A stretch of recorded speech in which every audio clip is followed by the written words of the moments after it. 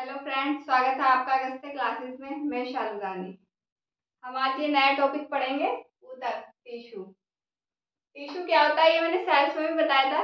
जब बहुत सारी सेल मिलके एक साथ एक पर्टिकुलर काम को करती है तो उसको टिश्यू कहते हैं। टिश्यू मतलब कोशिकाओं का समूह, सेल्स का जो समूह होता है। जब बहुत सारी सेल्स एक साथ मिल जाती हैं और किसी एक पर्टिकुलर काम को करती है तो वो कोशिकाओं का समूह ऊतक कहलाता है। तो इसकी डेफिनेशन में यही आ जाएगा, कोशिकाओं का समूह, सेल्स का।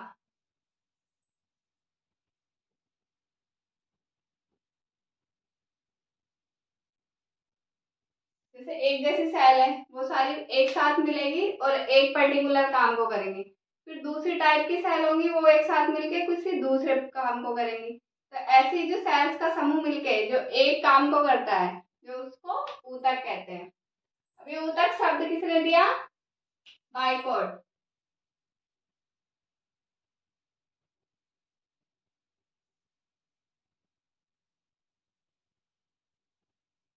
ऊतक ऊतक शब्द बाइकॉट ने दिया।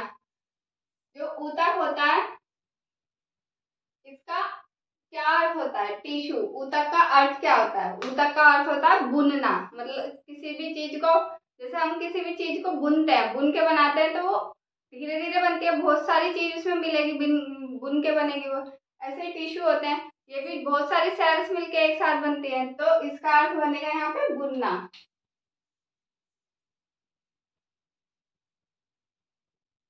इसका अर्थ होगा बुनना। टिश्यू मतलब बुनना। अध्ययन, इसके अध्ययन को क्या बोलते हैं? ये सेल में पढ़ा था हमने, हिस्टोलॉजी।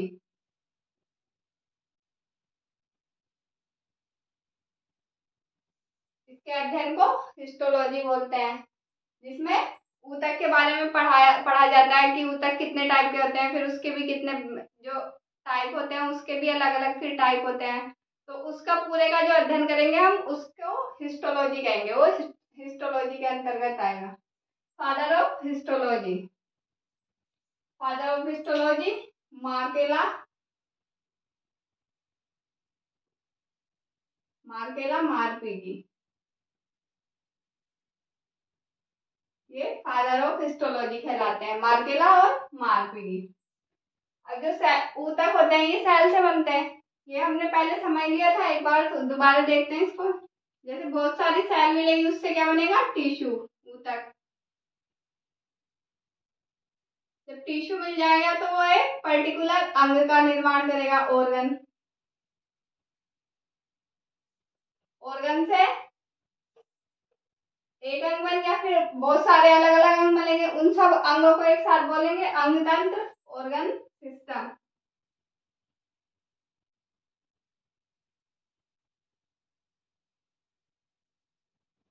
और जब बहुत ये सारे ऑर्गन मिल जाएंगे एक साथ, इनको क्या बोलेंगे हम? इससे फिर हमारी पूरी बॉडी का निर्माण होगा। बॉडी, किसी भी जीव में ये सारी क्रिया होती है। उसमें बहुत सारी सेल्स रहती है। जो सेल मिलेगी, जब सेल से टिश्यू बनेगा, टिश्यू से ऑर्गन, ऑर्गन को ऑर्गन सिस्टम बोलेंगे। जब ऑर्गन मिल जाएंगे, फिर उससे पूरी बॉडी का निर्माण हो जाएगा। कोई भी जीव होता है, उसमें ये सब क्रियाएं होती हैं। प्लांट में भी होंगी, और भी जैसे एनिमल्स है, उनमें भी, सब में होगी। तो सब जीवों में ये सब मिलके तभी एक जीव का निर्माण होता है। सेल मिलके टिश्यू बनाएगी, टिश्यू से ऑर्गन बनेगा, ऑर्गन से ऑर्गन सिस्टम, ऑर्गन सिस्टम से पूरी बॉडी का निर्माण हो जाएगा। अब हम ऊतक देखते हैं, इसको नीचे लिख देते हैं।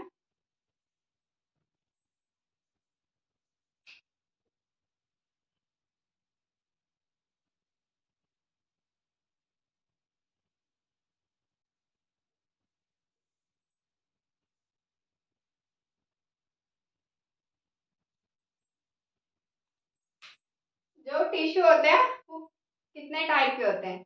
एक तो एनिमल होते हैं, उनमें अलग होते हैं, और जो प्लांट होते हैं उनमें अलग होते हैं। तो ये दो टाइप के होंगे, एनिमल टिश्यू और प्लांट टिश्यू। जंतु ऊतक और पादप ऊतक। आज हम जंतु ऊतक को पढ़ते हैं। जो जंतु ऊतक होता है ये एनिमल टिश्यू, ये 4 टाइप के होंगे।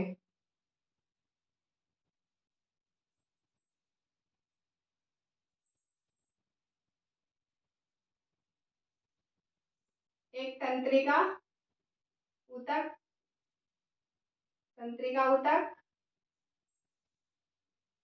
2 पेशीय ऊतक।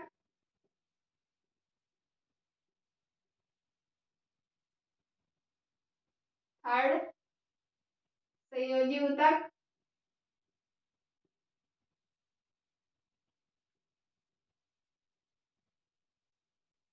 4 तंत्रिका ऊतक, पेशीय ऊतक, संयोजी ऊतक और उपकला ऊतक।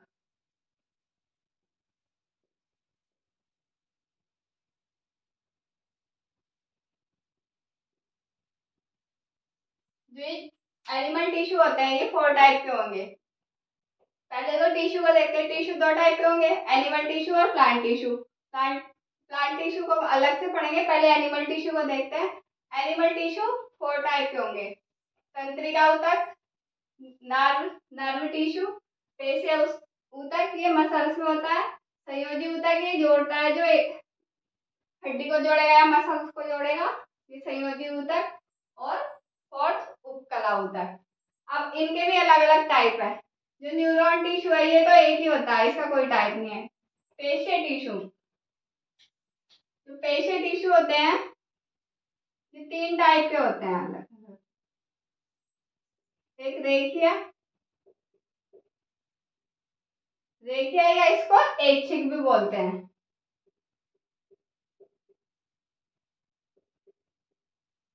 देखिए ऐच्छिक टिश्यू, और सेकंड रेखीय या अनैच्छिक टिश्यू।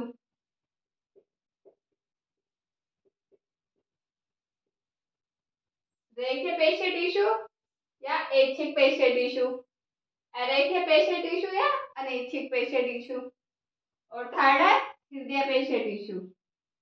ये हार्ट में होता है, हृदय पेशीय ऊतक, मस्कुलर टिश्यू। तो ये 3 टाइप के होंगे पेशीय टिश्यू। रेखीय पेशीय टिश्यू या ऐच्छिक, अरेखीय, अनैच्छिक। हृदय वाला जो हृदय में होता है वो अलग ही होता है, हृदय में हृदय पेशीय टिश्यू होता है। अब ये थर्ड वाला संयोजी ऊतक। संयोजी ऊतक कितने टाइप के होते हैं इसको देखते हैं हम।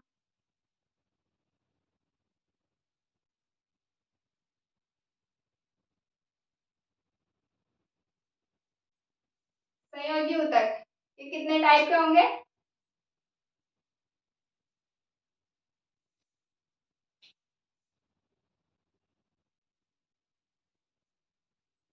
संयोजी ऊतक ये 5 टाइप के होते हैं। अस्थि, अस्थि संयोजी ऊतक, उपास्थि संयोजी ऊतक, टेंडोन, टेंडन संयोजी ऊतक, लिगामेंट संयोजी ऊतक,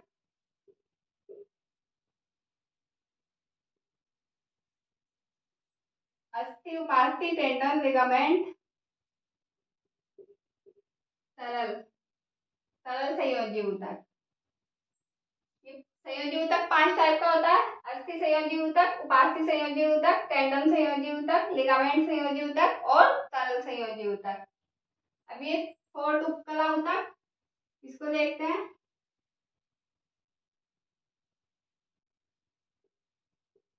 ये 4 टाइप का होता है। सरल, सरल सल की, सरल सल की, उपकला ऊतक, स्तरित उपकला ऊतक,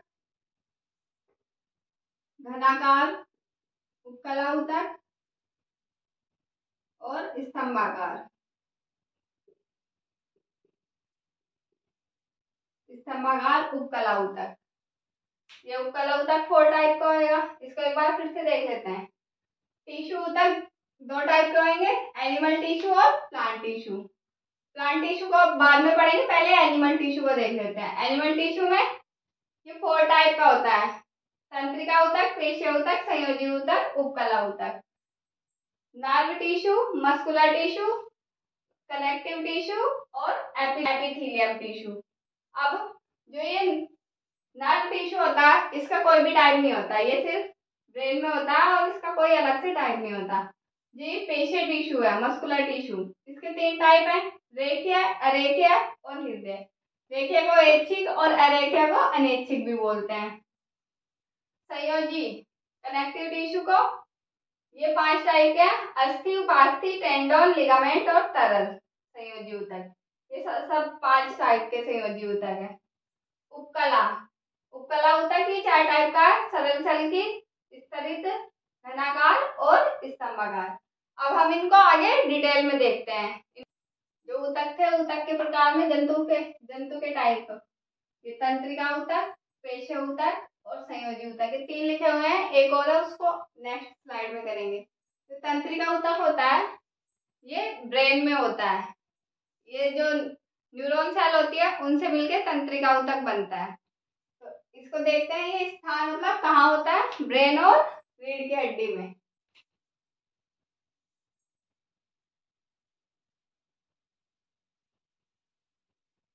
ब्रेन,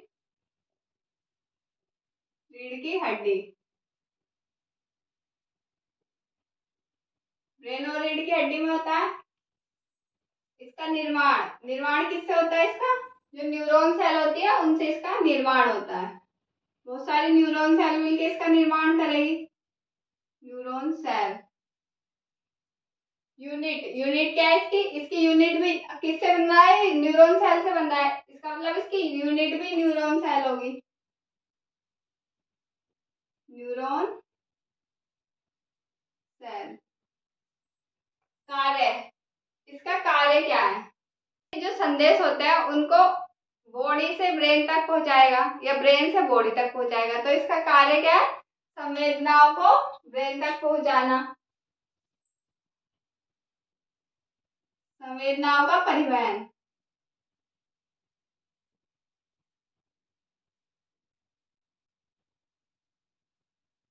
इसका काम है संवेदनाओं का परिवहन करना। मतलब कोई भी चीज हमें अगर कहीं गर्म है, लग गया, हमारे हाथ पे गर्म लग गया, तो यहाँ से वो ब्रेन तक पहुंचेगा। ब्रेन ही फिर हमें बताएगा कि वो हमें गर्म लग रहा है, ठंडा लग रहा है, तो ब्रेन से ही हमें पता चलेगा। नेक्स्ट है पेशीय ऊतक, मस्कुलर टिश्यू। इसके 3 टाइप है, रेखीय, अरेखीय और हृदय।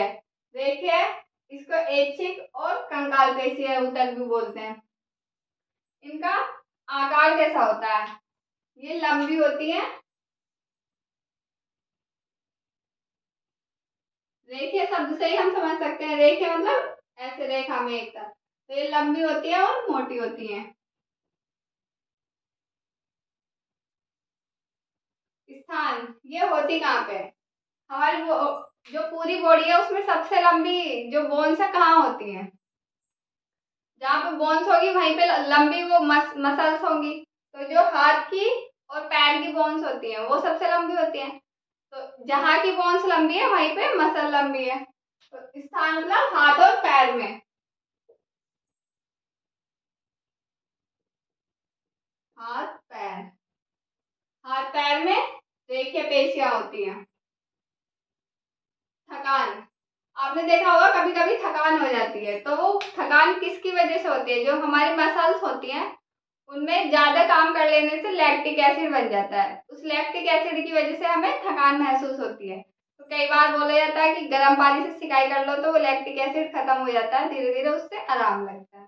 तो हमारी थकान जो होती है वो मसल्स में होती है, और मसल में क्यों होती है, लैक्टिक एसिड के बनने से।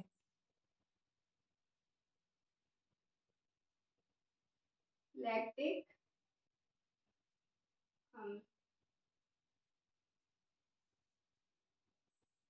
ये देखिए पेशियां हाथ पैर में होती हैं और ये हड्डियों से जुड़ी हुई रहती हैं, हड्डी से कनेक्ट रहती है, ये हड्डियों से कनेक्ट रहती है रेखीय पेशियां। और अरेखीय पेशियां ये कहाँ होती है, जैसे रेखीय पेशियां तो वहां होंगी जहाँ पे लंबी लंबी बोन्स है उनके आसपास, और जो अरेखीय पेशियां होती हैं वो हमारे अंदर होती है, वो बोन्स से टच नहीं होगी। जैसे पेट की जो पेशियां होती हैं, और लीवर की और किडनी की जो ये वाली पेशियां होती हैं आंत की, वो रेखीय पेशी के अंदर आती हैं। तो ये कहाँ कहाँ पे होती है स्थान? पेट, लीवर, किडनी,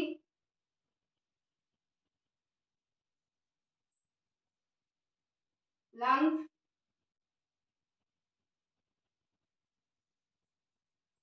आंत। यहाँ पे जो पेशियां पाई जाती है वो सारी अरेखीय पेशियां होती है। पेट में, लीवर में, किडनी में, लंग्स में, आंत में जो पेशियां होंगी वो अरेखीय पेशियां होंगी। और ये जैसे ये रेखीय पेशियां थी ये तो हड्डियों से जुड़ी हुई थी, हड्डियों से कनेक्ट हो रही थी, पर जो अरेखीय पेशियां होती है वो हड्डियों से जुड़ी हुई नहीं रहती, हड्डी से जुड़ी नहीं, ये हड्डियों से जुड़ी नहीं रहेंगी और इनको थकान भी नहीं होती। आपने देखा होगा जो हमारे पेट है या लीवर है, किडनी है, ये जब हम पैदा होते हैं जब से ही काम करना शुरू कर देते हैं और जब हम मरते हैं जब तक काम करते हैं। इसका मतलब इनको थकान नहीं होती। अगर ये काम करना बंद कर देंगे तो हमारी डेथ हो जाएगी। इसका मतलब इनको थकान नहीं होती। जो पेट, लीवर, किडनी, लंग्स, आंत, ये इन सब की जो मसल्स होती हैं उनको थकान नहीं होगी, थकान नहीं, इनको थकान नहीं होगी। अगर इनमें थकान होगी मतलब अगर ये अपना काम करना बंद कर देगी तो क्या होगा, किसी भी व्यक्ति की डेथ हो सकती है अगर ये काम करना बंद कर देगी। जैसे पेट को ही ले लो, पेट अगर काम नहीं करेगा तो फूड अच्छे से नहीं पचेगा, और फूड नहीं पचेगा तो उसको इंसान को एनर्जी नहीं मिलेगी, एनर्जी नहीं मिलेगी तो जो थोड़ी एनर्जी रहती है धीरे धीरे वो खत्म होने लगती है और इंसान बिल्कुल खत्म हो जाता है। फिर ऐसे लीवर, किडनी, लंग्स, आंत, लंग्स फेफड़े जैसे खाना, ये सांस लेने के काम आते हैं। अगर इंसान सांस लेना बंद कर देगा तो वो तो 1-2 मिनट में ही खत्म है बस। हृदय पेशी, जो हार्ट की पेशियां होती हैं, ये एरेटिक पेशी होती है, इसमें ये हार्ट वाला नहीं आता, हार्ट की पेशियां अलग होती हैं। हृदय पेशी ऊतक कहाँ होता है? हृदय में।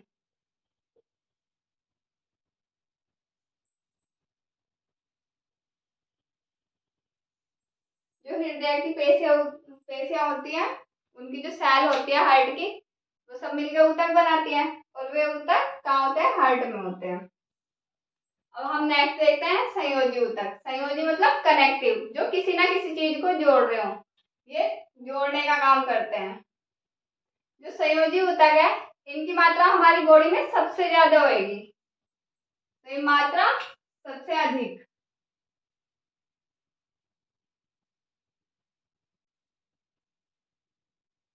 सारे जो टिश्यू होते हैं उनमें सबसे अधिक मात्रा संयोजी ऊतक की होती है। चारों टिश्यू होते हैं, चार में से सबसे ज्यादा मात्रा संयोजी ऊतक की होगी। और इनका कार्य क्या क्या है? इसके नाम से ही पता चल रहा है, संयोजी मतलब जोड़ना, कनेक्टिव, तो ये जोड़ने का काम करती है।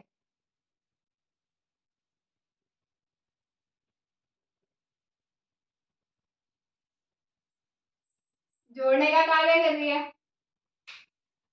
ये। अब इसके टाइप देखते हैं। अस्थि, उपास्थि, टेंडन, लिगामेंट और तरल संयोजी ऊतक।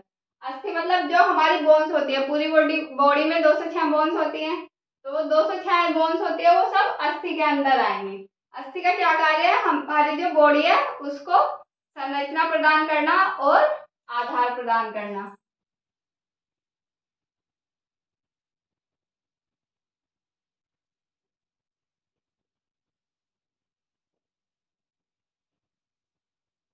अगर हमारे अंदर हमारी बॉडी के अंदर बोन्स नहीं होंगी तो क्या होगा, ये जो पूरी मसल्स है ये सब नीचे गिर जाएंगे। ऐसे ही जो हमारी बॉडी है इसके अंदर जो बोन्स है उनके द्वारा ही हमारी बॉडी की संरचना बनी हुई है, तो ये हमें संरचना प्रदान करती है और आधार, बेस तैयार करती है। बॉडी जो पहले तो जो हड्डियों का ढांचा होता है पूरा उसका ही बेस तैयार होता है, उसके बाद ये मसल्स, स्किन आती है, तो ये हमें आधार भी प्रदान करती है और संरचना प्रदान करती है। अस्थि, इसमें जो अस्थियां होती हैं, हड्डियां, ऐसे हड्डी होती है। अगर इसका एक पीस काट लिया जाए यूं, तो इसमें ऐसे जाली वाली संरचना होती है, इसको बोन मैरो बोलते हैं। बोन मैरो में आरबीसी और डब्ल्यूबीसी का निर्माण होता है। तो किसका निर्माण होगा? RBC WBC. आरबीसी डब्ल्यूबीसी का निर्माण अस्थि में होता है। अस्थि के अंदर जो बोन मैरो होता है उसके अंदर आरबीसी और डब्ल्यूबीसी का निर्माण होगा। स्टोर, ये जो हमारी बोन्स होती है किस चीज को स्टोर करती है? हमारी बोन्स किसकी बनी हुई है? कैल्शियम की बनी हुई है, तो कैल्शियम को स्टोर करेगी, कैल्शियम स्टोर करेगी और फास्फोरस। हमारी बॉडी कैल्शियम और फास्फोरस को स्टोर करती है अस्थि में। सेल, जो अस्थि की सेल होती है उसको क्या बोलती हैं? ऑस्टियोसाइट।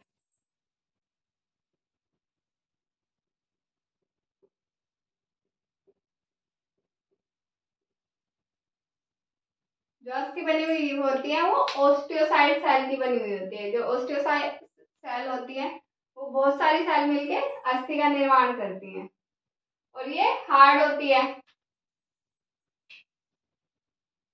इसकी प्रकृति कैसी होती है? प्रकृति हार्ड। हार्ड मतलब कठोर।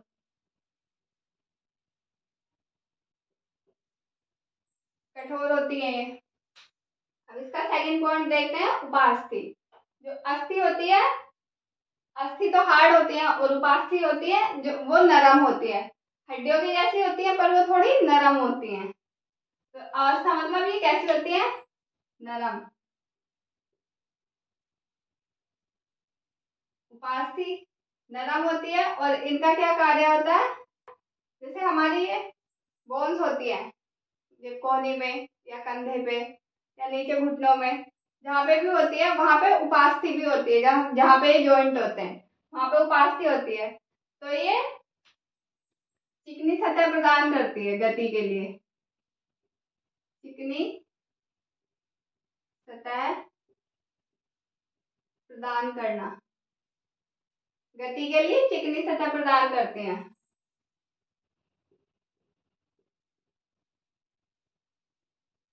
सेल, जो उपास्थि की सेल होती है उसको क्या बोलते हैं? क्रोंडियोसाइट।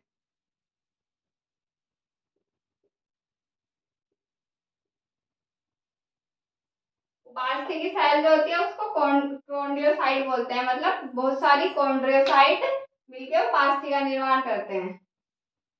एग्जाम्पल ये होती कहाँ पे है? उपास्थि कहाँ कहाँ होती है? कान और नाक में। उपास्थि कान और नाक में होती है। उपास्थि एक नरम हड्डी है तो वो हड्डी का ही प्रकार, पर वो एक नरम हड्डी है। जैसे ये जो हमारी बाकी की बोन्स होती है ये हार्ड होती हैं और जो उपास्थि होती है वो थोड़ी सॉफ्ट होती है, वो हिल डुल सकती है। जैसे हमारे कान में ये बाहर का जो कान का पार्ट होता है इसमें उपास्थि होती है, ये हिल डुल सकता है। लेकिन जो बोन्स होती है वो नहीं हिल सकती, इसमें उपास्थि होती है। अब ये हमारे नाक का पार्ट होता है, ये भी हिल सकता है, इसमें भी उपास्थि होती है। तो ये कहाँ कहाँ होंगी? कान और नाक में। टेंडन, टेंडन जो टिश्यू होता है वो हड्डी को मसल से जोड़ता है।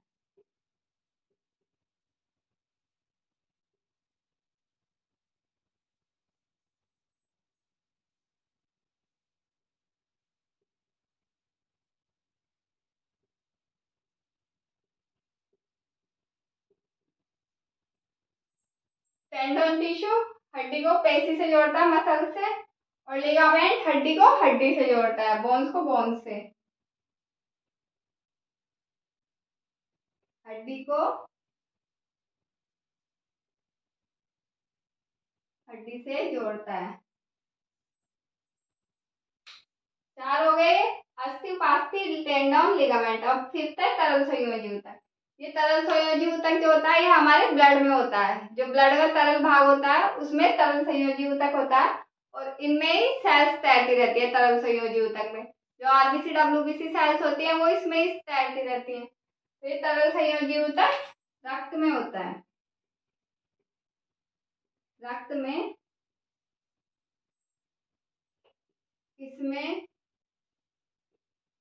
सेल होती है, क्योंकि ये लिक्विड होता है तो इसमें ही वो तैरती रहती हैं, इसमें सेल होती है। इसलिए एक बार फिर देखते हैं इसको दोबारा से। तंत्रिका ऊतक, नर्व टिश्यू, ये कहाँ पे होता है? ब्रेन में और रीढ़ की हड्डी में। ब्रेन जो होगा हमारा और रीढ़ की हड्डी, स्पाइनल कॉर्ड होती है ना, उसमें।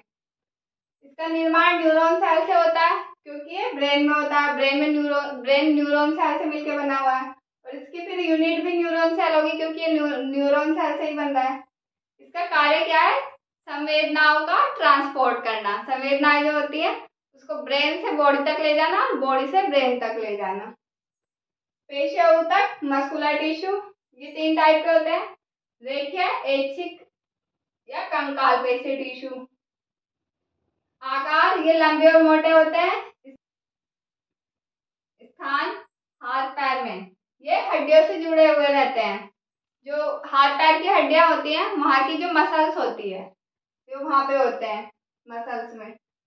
थकान, कभी कभी हमें थकान महसूस होती है, जैसे हमारे पैरों में दर्द होता है या हमारे हाथ दर्द करते हैं, तो वो हमारी, जैसे हम ज्यादा काम कर लेते हैं तो हमारी जो मसल्स होती है उनमें लैक्टिक एसिड बनने लगता है। उस लैक्टिक एसिड की वजह से हमें थकान महसूस होती है, तो उसको अगर गर्म पानी से सिकाई कर ले तो वो खत्म हो जाता है, उससे आराम मिलता है।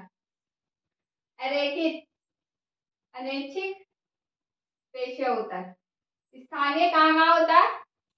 ये तो हाथ पैर में था, और ये जो बोन से टच नहीं हो रहे पार्ट, उनमें होता है, जैसे पेट में, किडनी में, लीवर में, लंग्स में, आंत में। ये अरेखीय पेशीय ऊतक होता है। ये हड्डियों से टच नहीं होता और इनको थकान भी नहीं होती। ये जब से बच्चे का जन्म होता है और जब तक मरता है, जब तक कार्य करते रहते हैं, इनको थकान भी नहीं होती। हृदय पेशीय ऊतक, ये हृदय में होता है, हार्ट में। संयोजी ऊतक, कनेक्टिव टिश्यू। मात्रा, इसकी मात्रा सभी जो टिश्यू है उनमें सबसे ज्यादा है संयोजी ऊतक की। कार्य, ये जोड़ने का कार्य करता है।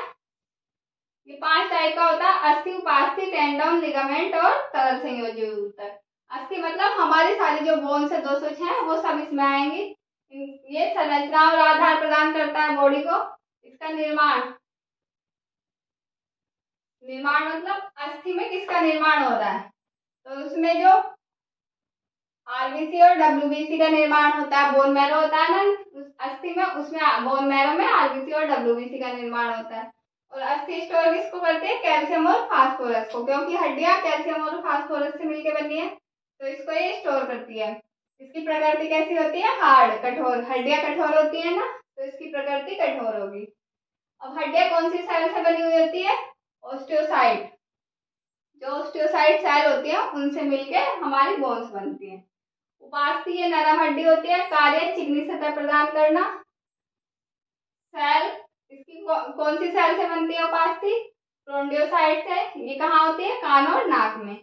टेंडन, हड्डी को पेशी से जोड़ता है, और लिगामेंट हड्डी को हड्डी से जोड़ता है। तरल संयोजी ऊतक ब्लड में होता है, इसमें ही आरबीसी और डब्ल्यूबीसी तैरती है। अब हम इसमें ये 4th टिश्यू देख लेते हैं, 4th वाला, उपकला ऊतक, एपिथेलियल टिश्यू। एपिथेलियल टिश्यू, इसका निर्माण और कार्य। इसका निर्माण, ये कहाँ होता है? स्किन में। स्किन में होता है। निर्माण की जगह है, स्थान लिखना सही रहेगा।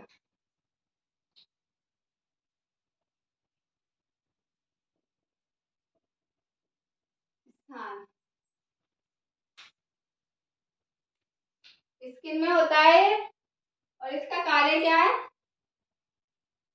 सुंदरता प्रदान करना। ये टिश्यू जो होते हैं स्किन में, इनकी वजह से ही तो सुंदरता होती है। अगर स्किन में टिश्यू नहीं होंगे तो बहुत ही पतली सी स्किन होगी, और उससे व्यक्ति सुंदर भी नहीं लगेगा, हड्डियों का ढांचा मात्र दिखेगा वो। सुंदरता प्रदान करना, इसमें वसा होती है और सर्दी से बचाता है ये।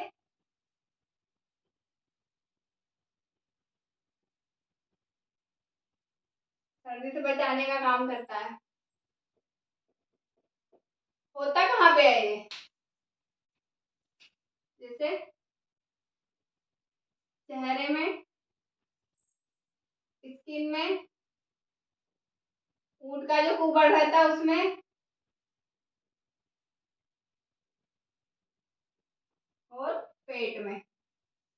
जब सबसे पहले फैट स्टार्ट होता है, किसी भी इंसान में फैट बढ़ना स्टार्ट होता है, तो सबसे पहले उसका पेट बढ़ना स्टार्ट होता है। जो पेट का जो लटका हुआ हिस्सा रहता है वो फैट रहता है, ना कि वो पेट फूल रहा हो। पेट उतना का उतना ही रहेगा जितना इंसान का है, वो फैट बढ़ता है। तो फैट बढ़ता है यहाँ पे पेट में। ऊँट का जो कुबड़ होता है उसमें भी फैट रहता है, उससे वो कई दिन तक बिना खाए पिए भी रह सकता है। स्किन के अंदर भी फैट रहता है हमारी, और चेहरे में। अगर चेहरा नहीं होगा तो यहाँ पे हड्डियां हड्डियां दिखेंगी पूरे चेहरे में, तो उसको इंसान को इंसान ही देख के डर जाएगा, इतनी हड्डियां दिखेंगी भी। तो यहाँ पे सब में उपकला ऊतक होता है। अब इसके टाइप देखते हैं। ये फर्स्ट है इसका सरल सल की उपकला ऊतक। सेल और स्थान। सेल मतलब इसकी जो सेल होती है वो कैसी होती है, इसकी सेल चपटी होती है। सेल चपटी होगी इसकी। और ये स्थान कहाँ पे होगा, स्किन में। और जो ब्लड वेसल्स होती है, रक्त वाहिनियां,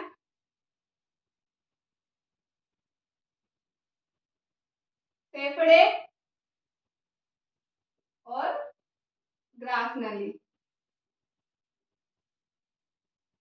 इन सब में सरल सल की उपकला ऊतक पाया जाता है। इसकी हम संरचना देख सकते हैं। जैसे ये स्किन का एक पार्ट है, इसमें चपटी ऐसे,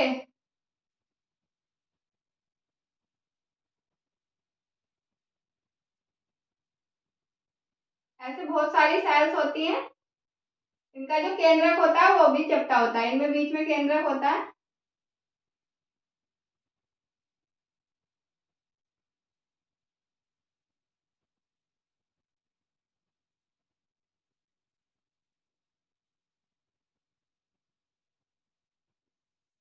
कुछ इस तरह की पिक्चर होगी इसकी, क्योंकि ये चपटी रहती है बिल्कुल। स्किन हमारी चपटी रहती है, स्किन में जो सेल्स होती है वो चपटी रहेंगी, तो ये चपटी रहती है। तो इस तरह की इसकी पिक्चर बनेगी सरल सल की उपकला ऊतक की। अब सेकंड देखते हैं स्तरित उपकला ऊतक, स्ट्रेटिफाइड टिश्यू। ये कहाँ पे होता है स्तरित, जो हमारी स्किन की लेयर होती है ना उसके नीचे वाला पार्ट, जो इससे जो मोटा पार्ट होता है, जब फैट इकट्ठा हो जाता है यहाँ पे तो ये मोटी हो जाती है स्किन, तो ये स्किन के नीचे होता है। कार्य, इसका कार्य क्या है, ये कटने फटने से बचाता है।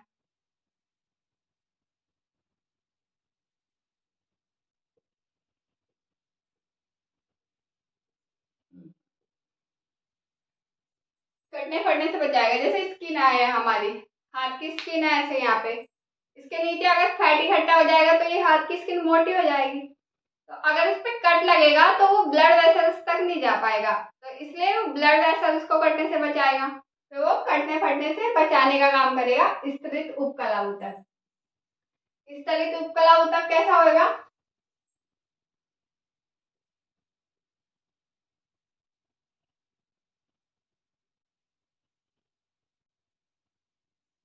इसमें जो सेल्स होती है एक के ऊपर एक चढ़ी हुई रहती है। जैसे ये है, पहले एक लेयर बनी, उसके ऊपर एक और लेयर, ऐसे। तो ये कई लेयर बनी रहती हैं। स्तर मतलब, स्तरित मतलब एक दूसरे के ऊपर नीचे, स्तरित है ये। स्तरित सेल का ये पिक्चर है, स्तरित उपकला ऊतक। इसमें बहुत सारी सेल होंगी, एक के ऊपर एक, जैसे एक बनी उसके ऊपर एक, इसके ऊपर एक, इस तरह से वो स्तरित होकर वो उसको मोटी कर देती है, स्किन को यहाँ से हमारी मोटी कर देगी। तो उससे फिर वो कटने फटने में भी, अंदर की जो पार्ट होते हैं उनको बचाती है कटने फटने से। अब नेक्स्ट है घनाकार।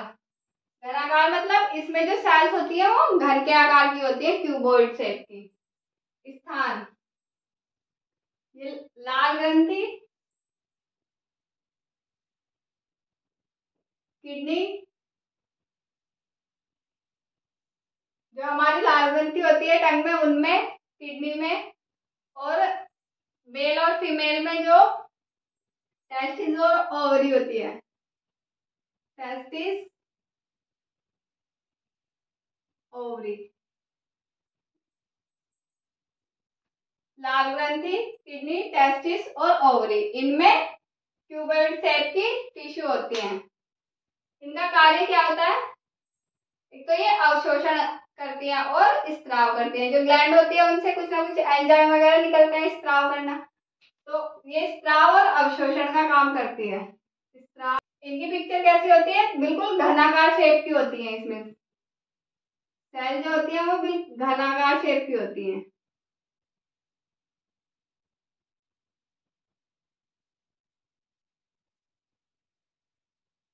होती है जो उसकी पिक्चर है।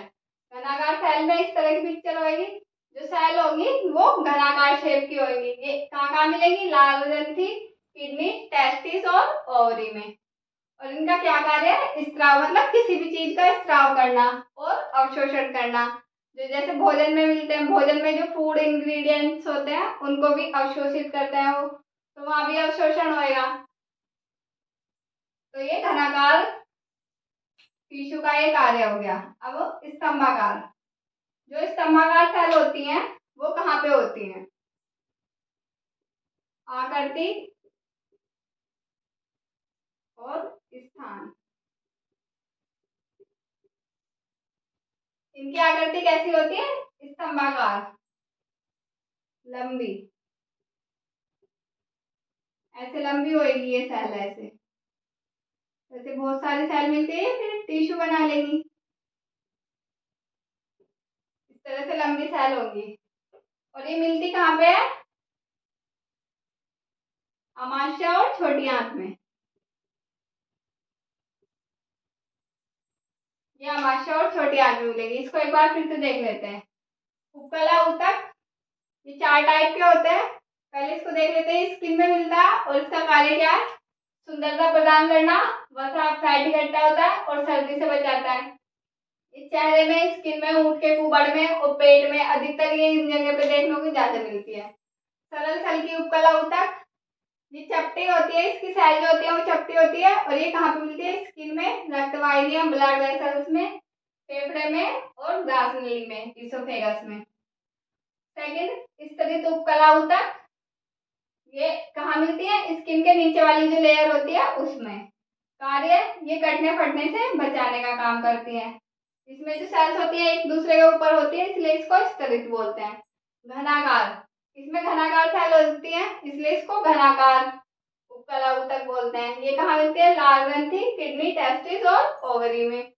कार्य, स्त्राव और अवशोषण, किसी भी एंजाइम का स्त्राव करना और किसी अच्छी चीज का अवशोषण करना, तो ये इसका कार्य है।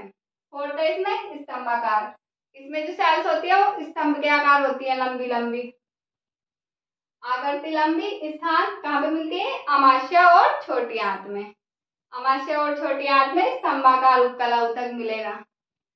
तो ये आज की क्लास इतनी थी। अच्छी लगी हो तो शेयर करें, लाइक करें, कमेंट करें और चैनल को सब्सक्राइब करें। Thank you.